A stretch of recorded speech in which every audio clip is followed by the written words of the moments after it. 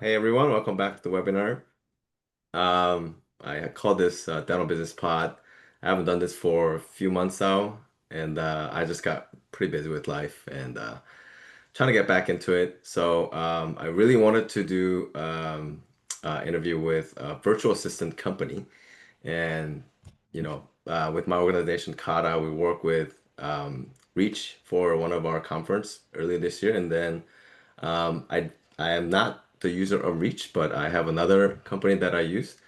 So I have pretty good experience with virtual assistants. One of the reasons why I haven't switched is purely because it was just a lot of work for me to set up.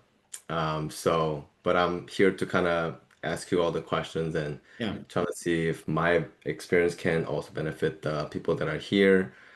So we'll get that going. Before we get started, for those of you who doesn't know me, my name is Jonathan Song.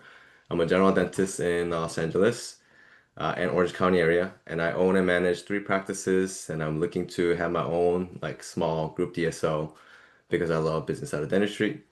I plan to continue this webinar monthly, so I can also learn and spread the knowledge with other people. Some housekeeping rules. Corey likes to do questions in the middle. So you guys can, I guess, you guys can stop Corey anytime to ask you a question. Is that okay, Corey? absolutely. Awesome. So we'll do that. But if you want to just kind of save the questions till the end, then you can write in the chat, and I'll make sure to go over there with you. The recording will be available in my YouTube channel called Song Dental Partners. I'll also have Corey's info on there, so that you guys can reach out to Corey if you have any questions. So without further ado, today we have Reach, and our topic today is dental virtual assistants, including profits with outsourcing workforce with Reach, virtual assistants. I think you guys used to call call force, right? Yep, that was so when I bought the business from Weave, um, 8 years ago, Uh-huh. we called it Call Force, and eventually just rebranded, wanted a kind of a simpler name. But yeah, that's the OG start of the business when I bought it. Wow. Yeah, I think the one of the offices that I worked at exactly 10 years ago, they actually had call force. So Interesting. So yeah, let yeah. me let me ask you a question while we get started here. Why in your practice do you have virtual team members today? Like what spurred the idea where you went out there and did it? There are a few reasons. One, I think at the time, like I got my virtual assistant set up last year because the staff fee was going up, salary was going up, and it wasn't based on like their ability, it's just based on kind of like what market's willing to pay. So I wasn't really comfortable with it. And I wanted to find a offsite person who can just focus on the things that I want them to focus on without having patient interruptions. And I didn't want to pay for extra rent for that. And I heard, there's a lot of good workforce, very educated people outside the United States who can also do the job as well. So I wanted to kind of find out, see if that would be, profitable in a sense that I can cut my expenses down, but also have really qualified people working for me. Yep. How much in LA right now are you paying for kind of a front desk role where you're not just getting, a person who's living and breathing in the front seat, but how much do you feel cost wise you're at an hour? I think right now, regardless with expert, without expert, they all ask for like 22 an hour. And it used to be like, I don't know, when I first started, it was like 16 or not. It wasn't even, not, there was, I remember when California made, $15 as a minimum wage, and that's kind of how we onboarded people to get them trained, and they will kind of pay them a little bit more. But yeah, it used to be between 15 through 35, for front office people, but now it's like 22 to like 40, 45. And our fee hasn't really gone up that much. So we're just cutting up all our profit margins. 100%. I pulled up some data that I've got on my side. So your average front desk wage in the state of California, Southern California, kind of breaking it into segments right now, is $25.50 an hour. And then Wow. if you factor in all of your other fees, Social Security, and this is not even bringing healthcare into the conversation, you're at $28.50 an hour, times that by the typical 168 working hours in a given month, you're at $5,013 in cost. Typical virtual assistant companies run between $10 to $11 an hour. And so all in, you've got $3,000 a month where you could even have two Right. virtual team members. And so I think the world has changed over the last few years. Obviously, fees from dental insurance companies have not changed in the last few years. And so I was curious to get your story because I think right now we're forced to play a different game. And Yeah, unless you innovate and do things different, I don't think it is, I think it is impossible to run a growing, healthy practice without looking at it differently. exactly. Well, I'll kind of kick into it. Number one, thank you for having me on this evening. I appreciate it. Just to give a little background on myself, I'm our founder and CEO. I bought this business from Weave a little more than 8 years ago. Today, I have a couple thousand team members around the globe that report into the companies that I own. We do this in vet, we do this in optometry, and we also have a large business in dentistry.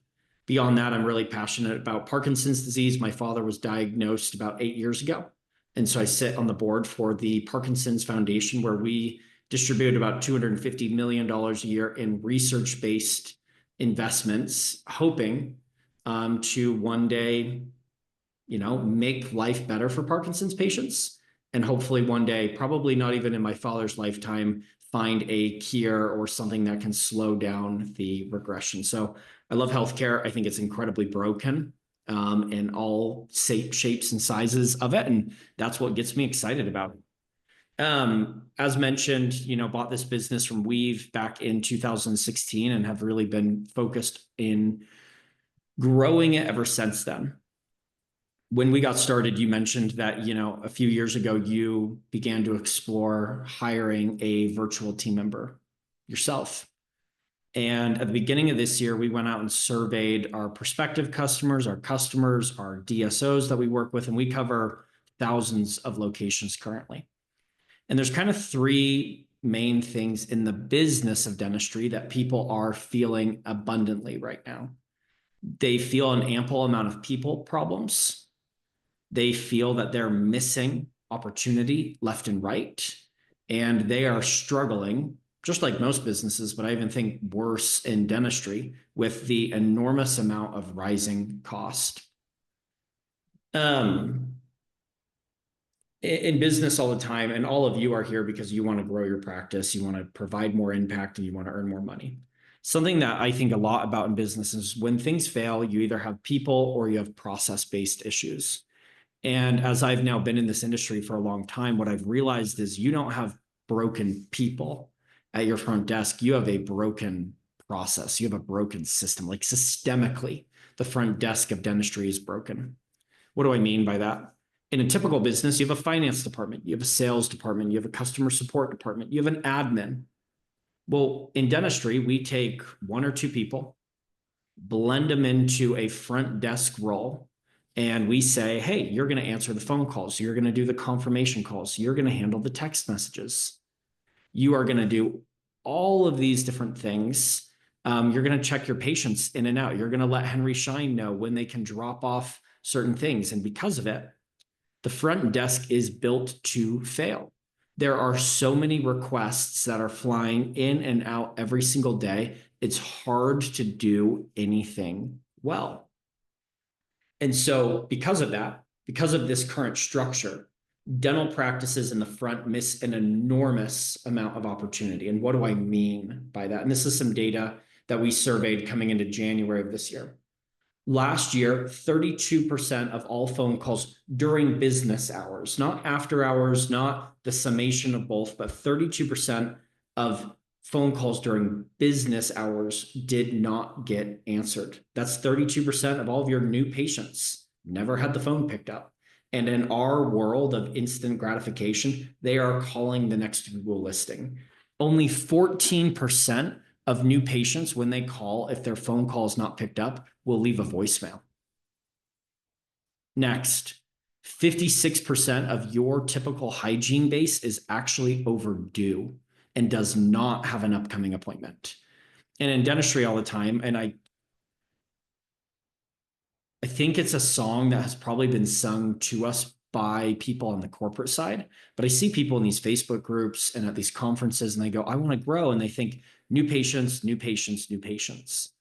What's interesting here is if we've got 56% of our patients overdue, we are sitting with gold all around us, and your overdue patients who have already met you before are way more likely to get treatment done in the future when they continue to come back. It's very hard for someone to show up and then, unless they're in pain, get a crown or get a smile makeover in that same day. And so this is an enormous amount of opportunity, and people are not working their recare list. They say, oh, I have automated text messages that go out. You need to be working it like business leads on all front. Final thing that I mean when I say that we're missing opportunity is, according to Dental Intel, the average practice has $2.4 million of active but unscheduled treatment on its books. Cory said he's going to talk to his wife about his root canal, and then he'll call us back to schedule. That's that $2.4 million. And all of these problems here, we are trying to force through our front desk. We're trying to force between two people to handle all of these different roles. Second thing that we talked about, there's real people problems in all of hiring in America right now. Your front desk average tenure is now below 3 years. During COVID, we all started talking about the Great Resignation. Instead of the Great Recession, it was everyone just started to resign, and they were less loyal towards their employer. And the problem is a lot of people from the outside go, oh, you're just picking up phones in dentistry. There is insurance knowledge. There is the art of scheduling. There is learning how each doctor wants to be scheduled. And so when we have turnover, and turnover is the hidden killer and hidden cost line of a business. Because if I worked for Jonathan in his front desk and then I resign, well, if he's going to go find someone, it's not just when that new body starts a month later. It may take them, and the average person does not become fully ramped until 6 months into their job. They're less efficient during that ramp time. So you are scheduling less new patients, you're doing your recares list slower, you're verifying insurance maybe more inaccurately, not because you have the wrong person, but if you're consistently turning over, especially as you mentioned, you've got 3 practices right now, you want to get to 5 and build an emerging group. If every year you turn over 1 front desk person in every one of your practices, there is a killer, not even on your revenue or cost line, but of missed opportunity and cost of ramping that is impossible to see. And then the final thing that I just want to mention before I get into talking about why I think virtual assistants is a relevant solution here is the average wage for a dental front desk receptionist is now $3,840 a month. And obviously there's a huge variance from Boston and Florida to California, where I live in Salt Lake City. But across the board, that number has drastically gone up. Now, what's interesting about this is cost at the end of the day is a floor in business. So if your phone system goes up, or if your analytics software goes up, or your cost of gloves go up, your floor is going up, your cost of goods sold. But the biggest issue here is ever since the early 2000s, 2001, there has been relatively nominal increases in insurance level payouts. So what does that mean? It means our ceiling is marginally rising every year. But if your floor is rising considerably quicker than your ceiling, ultimately, you get killed as the owner because you get caught in between. You've still got to pay your triple net rent. You've still got to pay your doctors. But you are making, or it is more difficult to make the margin of business work because, again, there is less margin because the cost is going up, and United and Delta and all of the other companies are paying out at a non-increase level rate of what we're seeing our costs increase at. And so what I think is interesting is virtual assistants, and why I asked you is virtual assistants is like buying a car. For most of us, unless you're buying a Ferrari, you buy a car to get you from point A to point B. It solves a problem. And virtual assistants at the end of the day can help you, if properly implemented, alleviate some of these cost increases that people are seeing, these levels of staff turnover that they're seeing. And that can make a very considerable difference within your dental practices. Now, before we go any further, I want to pause for a second because I think virtual assistance is new in dentistry. For years, for 20 plus years, if you called Wells Fargo or T-Mobile or whoever you wanted to, you were going overseas. And when I grew up, I never first thought that I would work with anyone internationally. That was not on my bingo card if I were gambling growing up. But if I ever had an interaction with them, it was calling one of these larger organizations, and it was the shittiest experience of all time. It was a really thick accented person that I'm like, am I about to lose my social security in a scam here? And they couldn't help you. They were reading a script. And so I grew up with this idea that outsourcing may be cheaper, but you get horrendous quality. And what I want to talk through here for a second is what are, now having been in this business for a bit, what are misconceptions and what are realities to hiring virtually? Common misconceptions is that everyone that you would hire internationally would have a thick accent. And I'll give kind of some numbers around this. You can really find people with minimal or non-existent accents. I'm sure you've probably even found that in some of your interviews yourself, Jonathan. And just to give some data, it's not that everywhere in the globe there's, a group of perfect English American accent speakers, but you can be picky.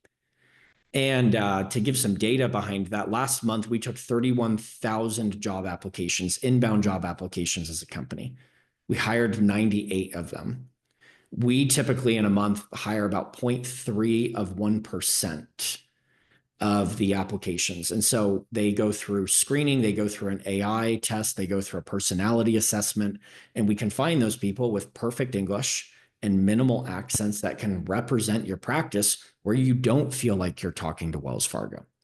The second thing that I think Jonathan said when we were getting on is there are some really smart people around the globe. And these people are often college educated and graduated, have minimal accents. And the reason that you can recruit and retain them in the long term is because the money in their home country is really good. Our base salary in Brazil, which is one of the countries that we operate in, puts you in the top 25% of earners countrywide. $15 an hour in LA probably puts you in the bottom 10 or 15% today. And so you just look at the talent pool that you can pull from. It's not that we're running Facebook ads to get 31,000 applications. These are people who come to our website and apply. Number two, I think often, and just what I alluded to, that people feel that there will be poor quality if they hire internationally. And again, I think a lot about, people and process, what causes issues. And as most of you know, when T-Mobile goes and hires a call center, they're actually outsourcing the work. It's not T-Mobile's call center, but it's a large BPO that they hire. And they don't really communicate with them. They just say, hey, take care of our customers. What we deeply believe in here at Reach is that we want to integrate our virtual team members into being a part of your team. And because of that, they can represent your practice in the exact same way that people would answer and schedule within the front desk. Now, if there was no communication between you and your team member, you're right, there would be crappy quality. But these team members should join your morning huddle. They get interviewed and selected by you. And because of that integration, they work virtually. But at the end of the day, they join, live, breathe, and eat the same things that you do. They should be a part of your work communication channels. And that's what allows you to get the cost efficiency of virtual, but at the same time, not lowering the quality. The next is people think that there, are certain things that only could be filled within the United States. We have filled thousands of roles, and we've got people who answer inbound phone calls, do recare calls, do unscheduled treatment calls, do confirmation calls. We have people who verify insurance and do revenue cycle management. There are so many things, if we go back to what we talked about, that are at the front desk that don't actually need to be there. Why are you answering your phone calls at the front when you're checking patients in and out and trying to build relationships? We've all walked into the dental practice or the medical practice where there's a sweet person at the front and they're like, hey, give me 2 seconds. And you know that they're stuck on an insurance verification or eligibility check that they're trying to get done. This model allows you to actually take those essential duties and have someone truly focused on it. And then the last thing is I think people think, and I understand that there could be a security risk, whether it be through HIPAA or other things with hiring internationally. And what we do at Reach is we absorb all of those risks. We have insurance, we have an IT team, we're using virtual machines to securely get our team members in, we're using VPNs, and we're also doing background checks on all of our people. And what this allows us to do is to say, we understand for a single dental practice that they don't have the infrastructure and the time to go out there and set all of this up for 1 or 2 hires. But we can build that infrastructure where you can get quality people in a secure and cost-effective format where it gives you that margin to invest in more acquisitions and taking home the level of pay that you want to as a business. Jonathan, I know I've been yapping here for a second. Any questions that come to mind from kind of your experience or things that you think would be good to address before I kind of get into the next stuff? I think the most fear comes from the HIPAA or We sign a BAA with every practice as part of our agreement where we absorb that business associate agreement. And we, luckily in 8 years of doing business have never had a breach because we take it serious. But we also would stand in legal order in this scenario where that does take place. So that's assuming if we can trace the breach back to the reach versus like practice level. Are you guys able to kind of differentiate if that happens? Oh yeah, because you would know by login level. Okay. Because our team members, because they're one individual person or multiple if hired, are working on a dedicated login. But Okay. the data is never even leaving the US because we're housing that just in a virtual machine they're accessing. Okay. So are they connecting from the remote their computer to one of our computers or servers? I'm How does gonna that? I'm gonna probably overcomplicate it, which is never good. We set up remote access with your Dentrix or EagleSoft or whatever it is. They then are accessing a virtual machine where that's housed through Microsoft in the south of Texas. We house all of it securely with Microsoft. Gotcha. Okay. So then it's not, the data's never leaving it. They're just seeing the screen of that. You can't take a screenshot. You can't print anything because you're operating on a virtual computer. Gotcha. And do you guys provide a like facility to work for people or are they working from home? Yeah, so all of our team members are required to work in a private dedicated room at home and they go through HIPAA compliance training. The reason we do that, since we want to be really picky on accent, if we just said, okay, we're going to hire in Buenos Aires, Argentina, well, you're limited to that 10-kilometer, 20-mile circumference around that. And because we want to be accent and qualification picky, our decision was we're going to go private required office at home. But to get the best possible talent out there, we allow people to work from home because we have to recruit from so many different areas to find the cream of the crop. Gotcha. Okay. Awesome. And if anyone has any questions, I can't see the chat, but Jonathan, if anything pops up, feel free to holler in. Sure. Now, we talked about, okay, here's some misconceptions. What are also some realities of bringing virtual assistants on?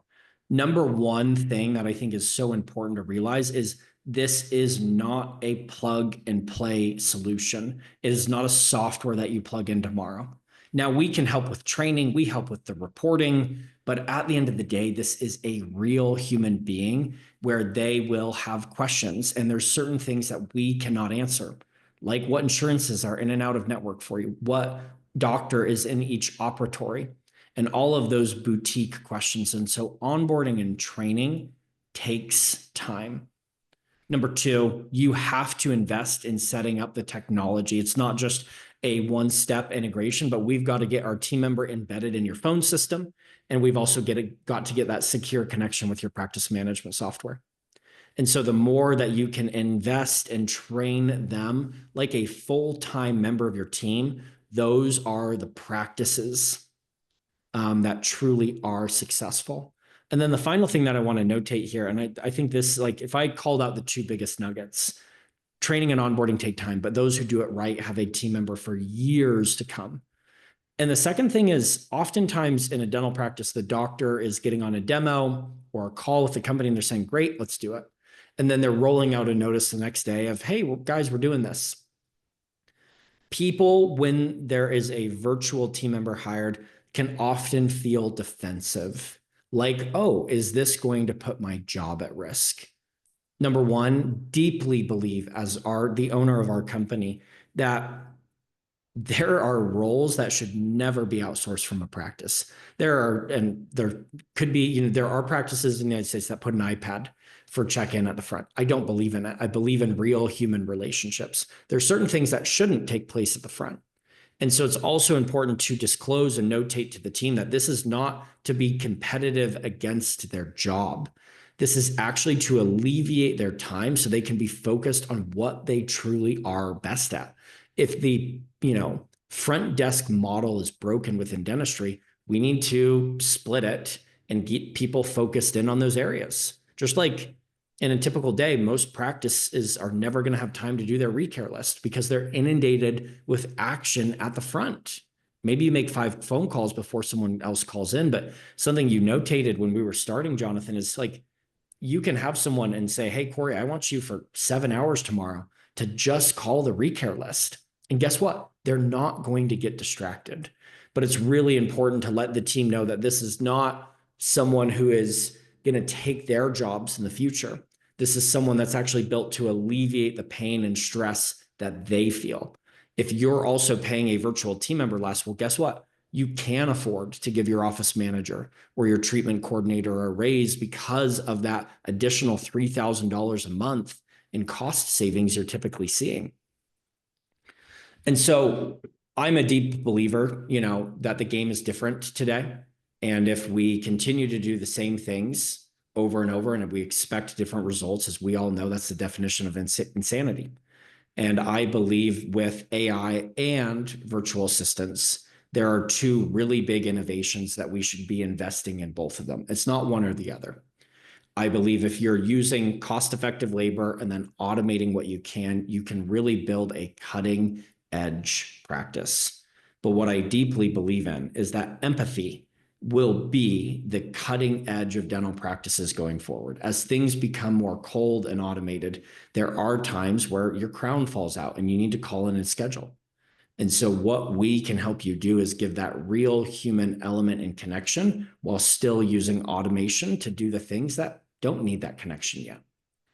And so if a practice, luckily we've done this thousands of times, if a practice does this right, what are the benefits?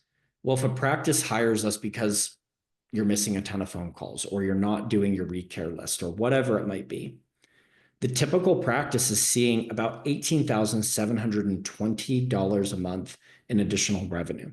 This is not some bullshit ADA number, by the way, here. We have the ability to look at how many appointments our virtual team members schedule. We then are able to go into the accounting ledger and see, did they show, did they not show, and how much did you actually collect? This is real numbers and shows you the amount of meat that is being left on the bone. And People then think, well, okay, if I'm doing that, am I going to see a level of dissatisfaction with my patients? If patients are having their phone calls answered, they're going to stick around longer. They're going to be happier instead of having to call practice after practice after practice. It is better than the recare list not being done, the insurance verification not being completed, and the phone call not being picked up. Next, we talked about people problems.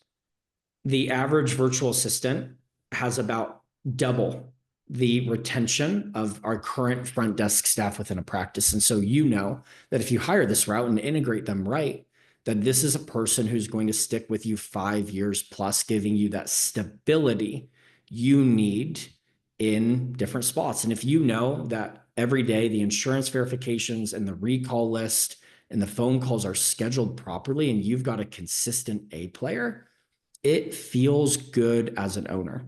We need rock stars in a business and we need superstars. What we can provide you and other virtual assistant companies can provide you is that stable rock star who you know is going to be with you and stably providing for years to come. And then the last thing, and we kind of alluded to this when, Jonathan was getting on because he lives in one of the pinnacle of cost areas in the United States, is if you go and hire a virtual team member, the average practice is saving about $2,000 a month. Jonathan's is slightly higher. In Southern California, it's roughly about $3,000 a month. But that $2,000 a month becomes $24,000 a year that you can invest in renovations or take home pay or paying down debt. And then as you go to the multiple locations that you have in your group, if you have 2 or 3 of those, you can look at 50, 60, or $100,000 a year of free cash flow savings while you're not diminishing the quality of the service that we expect to give as dentists. Any other questions you've got, Jonathan, here? Um, I have like technical questions. I can kind of speak from my experience, but yeah, I'll do that later. You're totally fine. Yeah. Well, I want to begin the process of wrapping up here because I know it's late for most. In closing, what I want to talk about is why do we believe Reach is a great option for dental practices? And it kind of breaks down into 3 theories. Number one, we have to get you the best possible people that are going to stick around in the long term. And that's why we only hire 0.3%. It's not 1%, it's not 10%, it's not 5%. It is literally 98 people out of 31,000 applicants last month. And those are real numbers. 2 is we make training easier for you. Instead of just saying, hey, Jonathan, we're going to give you a dental trained virtual assistant, we give you the ability to say, I use Open Dental, I use Flex, and I use Mango Voice. And this person is going to be focused on confirmations and recare calls. All of the training that you get access to in Reach University allows them to be trained on all of these niche pieces of technology and the specifics of their role. Because typically with other companies, what you will find is they do 2 weeks of training, but you're going to get Dentrix, EagleSoft, Denticon, and all of these other bits and pieces of training. I look at training as Lego blocks. There's 200,000 dental practices in the United States. What we allow you to do is say, here are all of the unique role things our team members going to be doing. And here's all of the unique pieces of technology. And then the training is tailored just around those items. And it shows you how your team member scores. And you and your team member permanently get access to Reach University. Every week, we drop new courses. And so this isn't just a place where, okay, yeah, we used it for the first 2 weeks, but we actually allow you to go back in there and your team member to be continually learning and growing. You started them with new patient phone calls. Well, maybe you realize there's more time and you want them to learn about unscheduled treatment. Well, you can assign those courses and they can pick up those skills continually over time. And then third, kind of the last thing on why we believe Reach is a great option is we give you reporting and visibility that you deserve. Instead of saying, hey, Jonathan, how's your virtual team member doing? And most will say, oh, they're good. We give you access to a live dashboard where you can see the number of calls they handled, the number of text messages they've handled, the number of insurance verifications or claims that have been submitted. And then what you can also do in here is set daily, weekly, and monthly goals. As you can see in here, there's a percentage of the current goal achieved. So instead of just coming in and saying, hey, Cory, you're assigned our front desk rep, we can say daily, we want you scheduling X number of new or existing patients.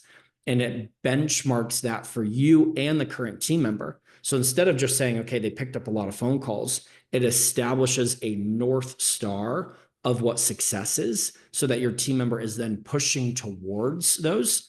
And then every Monday at 8 a.m., you get an automated email of your previous week's performance and how they are comparing to their goals. And this is in the exact same system where then you'll be able to see all of our new and updated training and a really clear way to say, well, what's the data? Because the data will show you the value that's actually being provided here. Last thing that I just want to mention is these are kind of the typical roles that we fill as a virtual assistant company. Inbound and outbound phone calls, we're embedding in Weave and Pure Logic and all of these other great pieces of technology where we can handle the texts and phone calls and Mango Voice directly in there. We help heavily with insurance verification and revenue cycle management work because we know how important it is, but how much of a time suck it really can be. And then last is people often, as they are growing their business, will hire us as a personal or executive assistant to take care of all of those other things like their email and their schedule that often gets left behind during work. And so, Jonathan, it's been awesome to hop on here today. It's always good to educate more people. My goal is never to sell, but to show people, hey, the game's different. And here is a real way to still deliver great patient care, but at the same time, run a profitable business. And most of the time, we just need to educate people on the potential that actually exists. Thank you so much, Corey. I've been having I had VA for about a year and a half now. I think it was a little clunky at first when we were setting up because I think one of the questions I wanted to ask is like, I know you guys are really set with IT departments and all the HIPAA compliance and all that. But do you also make sure the practice is also compliant? Because a lot of time they don't even have the right kind of firewalls, and the cybersecurity is not really up to date on their end. If we notice anything, we'll raise our hand, but we're also not like auditing the practices. But basically, we are saying as part of our partnership, we're going to bring safe and secure team members. We're not a dental IT company, so I don't want to get on here and say that we're the Yeah, jack of all trades. But if we ever noticed anything, we would raise our hand. gotcha. So like at least on your end, the HIPAA compliance is, you know, it's up to date. Oh yeah, But there's no every control like if they decide to breach it on their end as far as the and in clients. the scenario where if something went wrong, we have attorneys in all of the countries we operate, and we have very pricey insurance because we want to be prepared in all of those different scenarios. But luckily, with thousands of practices and 8 years under our belt and taking it really serious, we've never had an issue so far. Gotcha. Okay. Because I think the cybersecurity insurance is on the rise, and also Oh, cybersecurity are on the crazy. rise, and their amounts are like, you just go bankrupt. It's like millions, If you lose like personal data for like 1,000 patients so But if it went wrong in our hands, we accept the liability. gotcha. Yeah, cool. Okay. And what are the countries that you have VAs at? We're mostly based in Latin America because same time zone, Spanish and English. And then we also have a team in the Philippines. There is very niche dental revenue cycle management and insurance verification experience. Like we can go hire someone who's worked for Cigna for 5 or 10 years or Oh, in Blue Cross Philippines. Blue Shield Colorado for multiple years, where they can bring a lot of experience that you no matter how good your university courses are, these are like experienced players. And so those are the two places we operate out. And the reason we go to the Philippines is because they have a very unique dental revenue cycle management and insurance verification talent. I see. So languages cover are Spanish and English. You said you also have sites in Brazil, Yeah. Mhm. so that means you cover Portuguese? Yes. Okay. Any chance you might be going to like Asia? Like I have a Hey, lot I of mean, Mandarin Philippines is speakers, but I just Southeast don't have any Asia. affiliates. But we continue to look as we expand. I go to the Philippines and Latin America myself every year to meet with our teams. We try to be as concentrated as possible because we can then visit with them, recruit in particular areas. But then as we kind of hit our heads into the wall in certain areas, that's when we continue to expand other countries as well. Right now, I think we're in like 8 to 10 total countries. Eight dental. Gotcha. Um, and then what kind of like what's like their working condition, like the benefits and stuff? Like how do you take care of them? Oh, I mean, just as from the pay side, they're in the top 25% generally. Our goal is we're not here to overpay, but we're here to pay in that top upper quadrant because you can recruit and retain the best possible talent. And the second thing is our goal is to treat these humans like a human being. And often in outsourcing, people are not treated the way they can or should be. And as our owner, like there are some of the most amazing people around the world. And something we didn't talk about is when you go hire a team member, you as the dentist and the owner are making a real difference in these people's lives. And if, our goal is to, help you recruit and retain and train them where it moves not just your business forward, but it moves their life personally and financially forward as well. Hmm. And what are the like kind of like average education level that you hire? Was that Most people are part of the most requirement? people are university educated. Gotcha. That's pretty crazy. No, I mean Uh, it shows you the level of talent that can be found where America is just incredibly expensive. And ever since COVID, it just went through the roof. Driving through in and out on my way home at work in 2021, we used to have 300 people in our office in Utah. And then we realized to roll out a $2 or $3 an hour raise costed hundreds of thousands of dollars a month. And so we ourselves had to play the game different. And when we realized how amazing these people are, the goal is okay, let's also allow dental practices to hire. hmm, I see.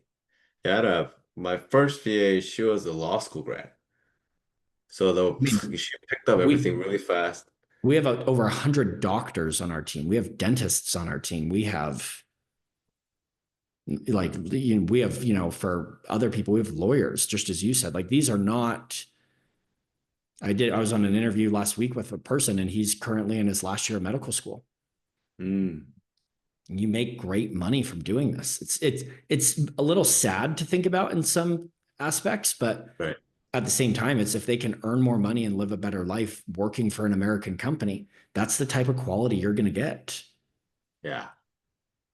Yeah. So that was pretty crazy. And then I think I had her just write an SOP for everything I taught her because she ended up going back to law after a year, which was pretty sad. But she wrote me like SOP that's like really thorough. So I actually got SOP out of that. So that was really good. More questions here. How do you, so I had like when I was, so what kind of training do you actually provide? Like, cause cause every office is like kind of different, but you have to kind of give them enough training for VAs, but then a lot of them, like you said, needs to come from like onboarding at the office level. We How do provide you all guys of do the courses into all of the major roles that we fill and all of the major pieces of technology. So then when you're onboarding with us, you'll say, okay, I use Open Dental, I'm using Mango Voice, and this person is going to be doing revenue cycle management. And then our system puts together all of the courses that are relevant for your team member. that? Then, It's all specific based on every role. We build the Lego blocks and then people can configure them for every single VA because every VA and every practice is slightly different. and you guys only work with dental? Yeah. So there is a track where you teach them about dentistry Oh yeah, there's procedure. an intro, like a basic intro to dental terminology. There's a HIPAA compliance course. There is a more clinical course where they're learning about the basic operations of a dental practice. and like insurance verifications, and Oh so yeah, like no, we have over 10 courses on just insurance verifications and eligibility checks. gotcha. Because you mentioned there's like four main things they could do. Are Those are they I would say those are 90% of the reasons that we get hired. gotcha? And then are they already kind of trained in those areas before they are onboarded with the practice level? The day they start onboarding is when we roll out these courses to them so that they get the specific training for the individual practice. Gotcha. So there's like onboarding time where you reach takes care of training, and then there's No, onboarding the time. practice takes Practice. care of training. We give them all of the different modules that then they can have their team member use. And I'll even just give you like an inside the system sneak peek right now because you're asking a really good question. This is like an internal dashboard, so it's not what it would look like for everybody else, but this shows you kind of the level of depth that you can get. You have claim submission, post denial best practices, claim submission, missing information resolution, patient collections, balancing empathy and compliance, payment posting, accuracy, compliance, efficiency, post insurance patient billing. And I mean, page after page, 2.4 insurance benefits, 2.3 ensuring accuracy and reimbursement and patient clarity, 2.2 COB follow up. You have, call conversion mastery and courses after courses where people can really get trained thoroughly here. Mm. But these are all dental specific. So Oh like yeah. all No, four this is areas not broad they're healthcare. capable This of is doing. just dentistry. Gotcha. So they're getting trained from the moment when they get hired by the practice level. So they Exactly, can, because then we can make sure the training is truly specific. We don't know before then if the practice is going to have EagleSoft and do insurance verifications. And so once that day starts, we're then providing all of this information to make that 80% of training as easy as possible, but as specific as possible. hmm, okay. Huh. Questions. I have so many questions. So I think another reason I wanted to hire a VA was because I got sick of because my office is only open 3.5 days a week. So I'm missing rest of 3.5 days a week worth of phone calls. So I'm like, okay, well, how, like, I can't have somebody just there. It's just kind of waste of time. So if I can have somebody offsite where they can pick up my calls on the hours that I want, because we can basically cater to the hours that, they work, Oh right? yeah. No, that you come to us and say these are the hours. Even we have practices who say, I get a lot of calls on the weekends and I want to staff Saturday and Sunday. Right. And are you able to, like, let's say if I have three VAs working 8 hours a day, can we do 24-hour coverage? We have a few larger groups who run 24/7 coverage. Ah, are Now, they? seeing the data, would I ever recommend doing it? Your people who call after roughly 9 o'clock at night are usually crazy. So, yes, there are some phone calls, but like no one in their right mind is thinking that they're going to schedule their root canal at 2 a.m. in the morning. But Right. yes, can we do it? Yes. Would I tell people to use their money on it? No.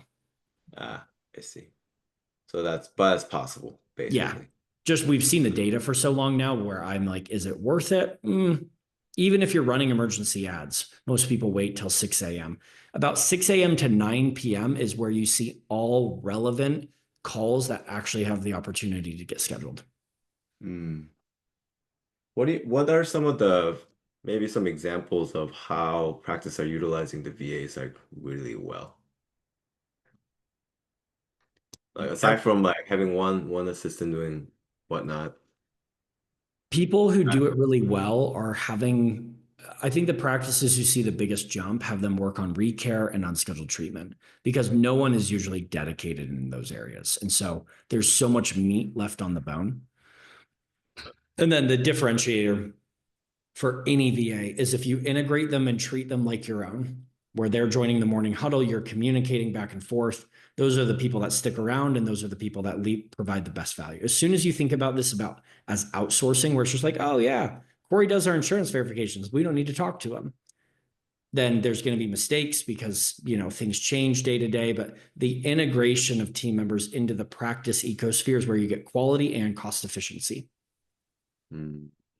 I see. Yeah, that was kind of an eye-opening when I first started working with VAs. It's actually not easy to fire them because you actually talk to them almost every day. It's like a 'cause at first I Well, was like, oh, it's like an they outsourcing become program, like a cut it off in one. backbone for a lot of these clinics where the practices front and ownership get support that they wouldn't get any other way. Mm, mm. Okay. I'm I mean how so like there's a lot of AIs now. I'm hearing there's like inbound call pickup AIs and now they're having outbound call AIs, starting to be able to do recalls. Like how do you guys what are your like kind of next moves and A how are you guys million dollar preparing question. for it? So AI is the future, and our goal at Reach is not to be an AI company. There's plenty of people who have raised a lot of money and are really good from a development standpoint. Let me lay out currently where the lay of the land is at, and then where I think it's going to go. And I'll even screen share this here. You guys are noticing I'm kind of a super nerd of random documents, but MIT just released a study that I've got here, and it talks about the state of AI in business, and it actually even goes into healthcare. I can send it to you after. But what it mentions is within healthcare right now, yeah, AI can pick up your phone calls, but the drop in scheduling rate is so high, Mm, or your conversion rate is so high right now, because as soon as someone gets an automated machine on the other side, they're like, all right, I'm going somewhere else. Just like if Delta Airlines cancels your flight, you're pressing zero as quick as you can to get to an agent. And dentistry is incredibly personal. It's letting people inside of your mouth. And so we are not there yet where AI is a full replacement because, yeah, it could pick up your phone calls, but if you have a 30% drop in scheduling, your schedules so yeah, you saved money on scheduling from a human capital cost, but your revenue could literally fall off a cliff. So it's mm, not good enough there yet.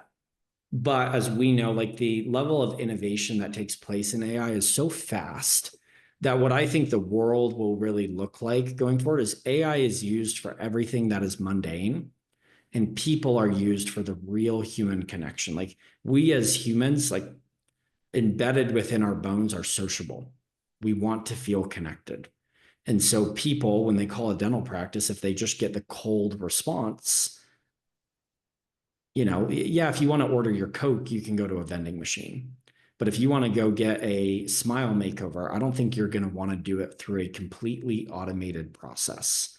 And so that's where I think the augmentation of the two will be reality. And then the second thing that I think about all the time is like Amazon's one of your biggest businesses in the United States. They're automating as much delivery as they can, but someone still has to go to a warehouse 2 or 3 miles away from me in Salt Lake, and they have to get it to my doorstep. Virtual assistants can do the last mile of delivery no matter what it is, because we as humans are adaptable and flexible. And so AI is going to continue to get things closer to us, to make kind of the package analogy. But then that completion of an insurance verification, or the call to a patient to explain the statement, or the scheduling of a root canal, or whatever it might be, still can be done by humans, where you have that package of real people to do the work and the empathy to do it, but automation to drive the things that don't actually need a human. mm. So you mean like the face-to-face human connection are still gonna be there, so If you want to read that's a really interesting case study, Klarna, which is like a buy now after pay, pay later company, they laid off 700 people from their support center a year ago when they said, we have AI that does it all. And they've hired a couple months ago everyone back when they realized that they caused, yeah, they saved a lot of money by letting 700 people go, but they realized that their consumers wanted to talk to an actual human. And their CEO wrote their CEO's name is Max, and he wrote an interesting LinkedIn post where he basically said, like, we screwed up. AI is still the future, but it's AI plus humans. It's not. And I think what is getting sung in dentistry and a lot of like corporate world right now is it's like it's one or the other. mm, Let's look at like green energy or see any of the other like larger things that have happened. years ago, when early 2000s, when everything went green, if you think about like, oh, would ExxonMobil still be the biggest energy company in the world today? People are like, no, we'll be fully solar and wave energy by then. It's a balance. Green energy we need to do to keep the world safe. Are we have we reduced our dependence on oil today? I think fads have really good truth to them, but as humans, we like teeter the scale so much one way that we think like everything else is dead.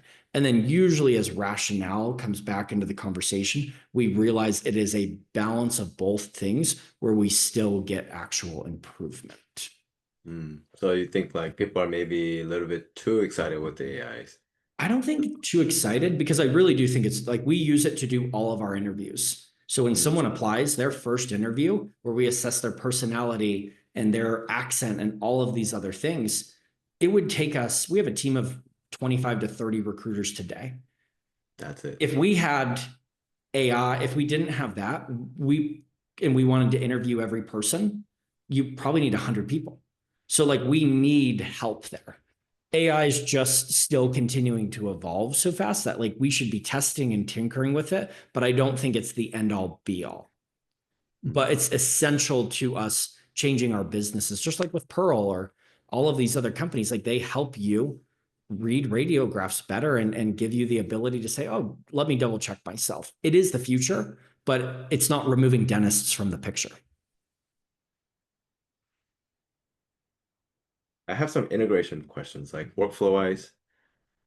So you mentioned like your portal, you tracking all the communication that goes in and out, and then insurance that they verify. Are they are you tracking that based on their entering in, or how does that track? Yeah, when they complete a task, they're entering it. It takes them about 3 to 5 seconds on our side. So we're not integrating into anything. We have a task tracker on our side that then becomes some of these reports that I'll show you here, where then people can actually see the performance of their team member. So you can log in and see how many outbound calls or text messages, how many patients we scheduled, how many eligibility checks or authorizations we did. Mm. And are we able to see like which patient has been contacted by them? Yeah, you can click into it and it shows you when the actual log took place. Uh, I see. So then Okay, if you click on the data here, it actually takes you into a more granular view of what we do. gotcha. And there's a lot of tools now. I think there's like little software here and there that'll kind of help out, like analyzing like the like Peer Logic, analyze the calls, and I know some other company has something called like marketing tracking AI to Mhm. track all the results. Like, but you can add on so much. Like, there's so much to add on, but at some point, like, it's not as effective. You kind of lose that effectiveness if you're adding too much stuff. Like, what do you think? It's like a best combination of utilizing your service and then some sort of services that we can kind of add on to kind of be it like the most effective like right now. I I think your trinity at the end of the day is obviously you need your a really good practice management software that's clean. Most data and organization in most practices is chaotic, where your front knows how Right. to do it because they've done it for so long. Then you need patient engagement, for reviews, texting, phone calls, all of that. And then a lot of people will use different pieces of tech for revenue cycle management. There's a million different pieces of tech. People just need to, tech shouldn't be used for the sake of tech. Tech should be used to solve a problem. And so if you believe that you can automate a lot of your insurance verifications through a vine trellis, guess what? You should use that. But people don't need a tech stack for the sake of a tech stack. Hmm, I see. Okay. Um, Last question. So, what does it really look like working in VA? So the way I set up mine, because I have Zoom room from like 6 a.m. to 6 p.m. And then my VAs are expected to log in, well, turn on the Zoom like from their working hours, like 8 to 5. And whenever I need him, when anyone in the office needs them, we'll just kind of log into the Zoom and then just kind of like pop their head and like, hey, hey, so and so, like, can you do this for us? Like that's kind of like the way we're doing it. And it's just I found that it was very difficult to setting up that communication structures and cadence. Like Zoom was one of them. I wanted like the ways to kind of like I had to set up their email, and email has to be They very come with important. all of that set up from us. So they come with a Microsoft Teams account. You can communicate through Teams. Companies like Weave, and I think Pure Logic has it. I don't know, but I know Weave has it. Where if you set up our team member within your Weave, there's a Weave chat tool where everyone in the practice can talk like Slack or Teams. Where we Uh, find best communication is embedding them in the technology. In Vine Trellis, as another example, there's actually a chat tool. And so then you can be interacting. If your front uses Trellis day in and day out or uses a Weave, well, then guess what? They can be there and say, hey, Cory Pinegar at 3 p.m. just canceled. Can you get us someone else on the schedule? And it's not a new piece of technology people have to be using. We, as a company, and I believe our job is to embed really good people into your systems and processes. So it's not checking another place. And luckily, there's a lot of great communication tools already in dentistry. gotcha. And So then they get primarily all of the use Microsoft stuff set up from us. gotcha. But that means practice also needs to have the Microsoft set up properly to No, like you can communicate. log in as a guest at any time. Oh, really?